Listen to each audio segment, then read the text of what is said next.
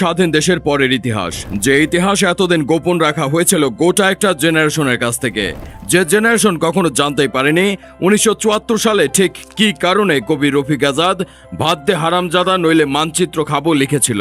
ভাত দে হারামজাদা, তা না হলে মানচিত্র খাবো। গোপন রাখা এই ইতিহাস 1974 সালের ভয়াবহ দুর্ভিক্ষের ইতিহাস।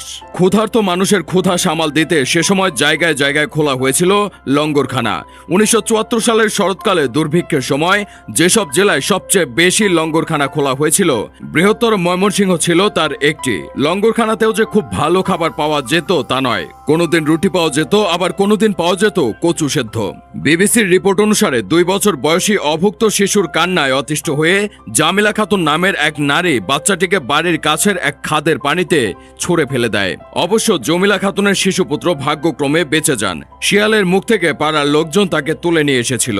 1974 সালের দুর্ভিক্ষ নিয়ে অস্ট্রেলিয়ান সাংবাদিক জন পিলজার একটা ডকুমেন্টারি করেছিলেন, যা ছিল 27 মিনিটের। সেখানে তিনি তুলে ধরেন বাংলাদেশের মতো কনজারভেটিভ একটা দেশে মেয়েদের কাপড় বিক্রি করে খাবার কিনে খাওয়ার কাহিনী। গায়ের কাপড় বিক্রি করে খাবার কিনে খেয়েছিলেন বাসন্তী। এরপর জাল দিয়ে জড়িয়ে নিজের লজ্জা নিবারণের চেষ্টা করেন। সেই ছবি প্রকাশ হয় দৈনিক ইত্তেফাকে। এমন দুর্ভিক্ষে কবি রফিক আজাদ লিখেন, ভাত দে হারামজাদা নইলে মানচিত্র খাবো। এই কবিতা লেখার পর বঙ্গবন্ধু শেখ মুজিবুর রহমানের সঙ্গে দেখা হয়েছিল কবি রফিক আজাদের। এর জন্য তাকে আইন শৃঙ্খলা রক্ষাকারী বাহিনীর কাছে দিতে হয়েছিল 61 পৃষ্ঠার লিখিত কৈফিয়ত। 1974 সালের দুর্ভিক্ষে কত মানুষ মারা যায় কিংবা কেন এই দুর্ভিক্ষ সৃষ্টি হয়েছিল তা নিয়ে আছে অনেক বিতর্ক। তবে নিঃসন্দেহে এটি ছিল বাংলাদেশের 53 বছরের ইতিহাসের সবচেয়ে গুরুতর সংকটপূর্ণ একটি। এর রাজনৈতিক পরিণাম কি হবে তার নানান অশনি সংকেত তখন দেখা যাচ্ছিল। শেখ মুজিবের সেই শাসনকালে রাজনীতিতে তখন বিরাজ করছিল চরম অস্থিরতা। যুদ্ধফেরত তরুণদের একটি বড় অংশ সশস্ত্র বিপ্লবের মাধ্যমে দেশের সমাজতন্ত্র কায়েমের স্বপ্ন দেখছিল। কিউবার কাছে বাংলাদেশের পাট বিক্রির সিদ্ধান্তকে অনেক ঐতিহাসিক এই দুর্ভিক্ষের অন্যতম কারণ হিসেবে দেখে। কিউবার কাছে পাট বিক্রির সিদ্ধান্তে যুক্তরাষ্ট্র সাথে সাথে বাংলাদেশের সাহায্য বন্ধ করে দেয়। খাদ্য নিয়ে বাংলাদেশের পথে যে জাহাজ ছিল তা ফিরিয়ে নেওয়া হয়। দুর্ভিক্ষ যে ব্যাপক রূপ নেয় তার প্রধান কারণ ছিল এটি। অবশ্য অনেকে ভিন্নমত পোষণ করেন। সেই সময়ের অনেক আমলা স্টেটমেন্ট দেন আসলে তখন কিছুই করার ছিল না, কারণ 1973 সালে কয়েকবার বন্যা এবং খরা হয়েছে। তখন বিরাট শস্য ঘাটতি দেখা দেয়। এরপর যখন 1974 সালের শরৎকাল আসে তখন আর দেশে কোনো খাদ্যর মজুদ নেই, সরকারের হাতেও নেই, প্রাইভেট স্টকও নেই।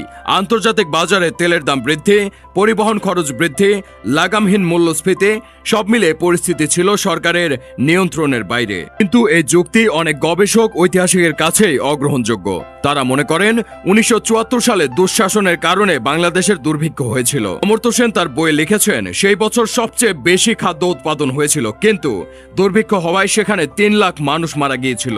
নোবেল বিজয়ী অমর্ত্য সেন তার প্রপার্টি অ্যান্ড ফেমিনিস্ট বইয়ে এই বিষয়ে লিখেন, সে সময় দুস্থ মানুষকে বিনামূল্যে খাবার খাওয়ানোর জন্য দেশে প্রায় 6000 লঙ্গরখানা খুলতে হয়েছিল। সেখানে প্রায় 44 লক্ষ মানুষকে খাওয়ানো সম্ভব হয়েছিল। কিন্তু সরকারি পর্যায়ে ব্যাপক দুর্নীতি ও রাজনীতিবিদদের লুটপাটে সাধারণ মানুষের জীবন আরও দুর্বিষহ হয়ে পড়েছিল। খাদ্য আমদানির উপর নির্ভরশীল সরকার দেশে তীব্র দুর্ভিক্ষ হওয়া সত্ত্বেও খাদ্যশস্য আমদানিতে সাফল্য দেখাতে পারেনি। খাদ্যশস্যের সুষম বন্টনের অভাব এবং দুর্নীতি, স্বজনপ্রীতি, পার্শ্ববর্তী দেশে চোরাচালানি ইত্যাদি ছিল দুর্ভিক্ষের অন্যতম গুরুত্বপূর্ণ কারণ। নীতিবাজদের খপ্পরে দেশবাসী ছিল অসহায়। বঙ্গবন্ধু আফসোস করে বলতে বাধ্য হয়েছিল, সবাই পায় সোনার খনি আর আমি পেয়েছি চোরের খনি।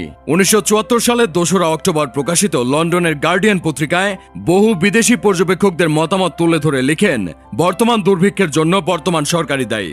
দুর্ভিক্ষে বন্যার ফল ততটা নয় যতটা মজুদদারি চোরাচালানের ফল। প্রতি বছর যে চাল চোরাচালান হয়ে ভারতে যায় তার পরিমাণ 10 লাখ টন। এরই মাঝে 1975 সালের 17 মার্চ শেখ মুজিবের 55তম জন্মবার্ষিকী উপলক্ষে 55 পাউন্ড ওজনের কেক কাটা হয়। 6 অক্টোবর ইত্তেফাক খবর করে 21 লাখ টাকার বিদেশি মদ ও সিগারেট আমদানি করা হয়েছে সরকারি টাকায়। যখন হাজার হাজার মানুষ না খেয়ে মরেছে তখন শেখ কামাল ও শেখ জামালের বিয়ে হয় সোনার মুকুট মাথায় দিয়ে। বিয়ের পরদিন প্রায় সবগুলো দৈনিক পত্রিকায় বড় করে ছাপানো হয় প্রধানমন্ত্রীর 2 ছেলের সোনার মুকুট মাথায় পরে বিয়ের খবর। একই পাতায় ছাপা হয়েছিল দুর্ভিক্ষ পীড়িত, অনাহার ক্লিষ্ট, হাড্ডিসার মুমূর্ষু মানুষ নামে কঙ্কালের ছবি এবং দুর্ভিক্ষের খবর।